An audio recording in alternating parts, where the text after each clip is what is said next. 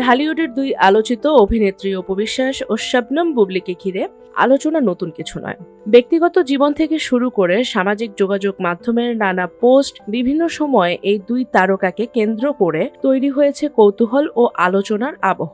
সম্প্রতি সেই আলোচনা যোগ হয়েছে নতুন একটি অধ্যায়।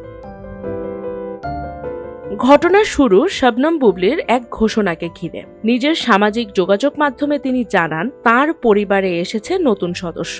এই পোস্টে বুবলি লিখেন, মহান আল্লাহর অশেষ রহমতে তাঁদের পরিবারে একটি কন্যা সন্তানের জন্ম হয়েছে।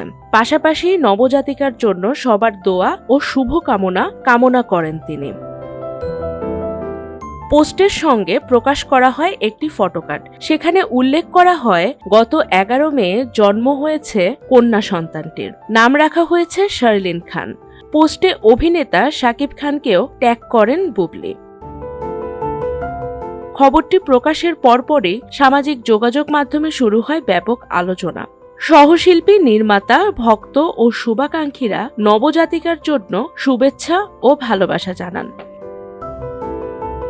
এই ঘটনার একদিন পরে নতুন কিছু ছবি প্রকাশ করেন অপু বিশ্বাস। নিজের ফেসবুক পেজে শেয়ার করা ছবিগুলোতে গাঢ় বেগুনি রঙের শাড়িতে দেখা যায় অভিনেত্রীকে। পরিমিত সাজ, মানানসই গহনা এবং অভিজাত স্টাইলিংয়ে ধরা দেন তিনি।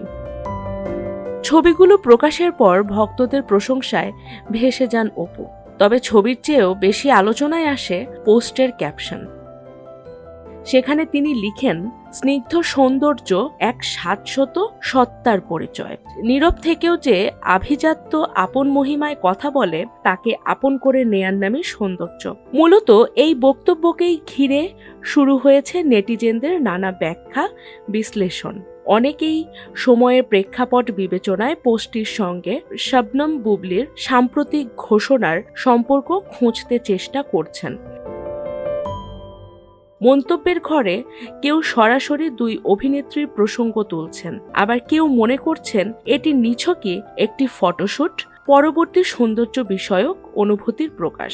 যদিও অপু বিশ্বাস কিংবা শবনম বুবলি কেউই এই বিষয়ে সরাসরি মন্তব্য করেননি। ফলে সামাজিক যোগাযোগ মাধ্যমে যে আলোচনা চলছে তার বেশিরভাগই ব্যবহারকারীদের নিজস্ব ব্যাখ্যা ও পর্যবেক্ষণ।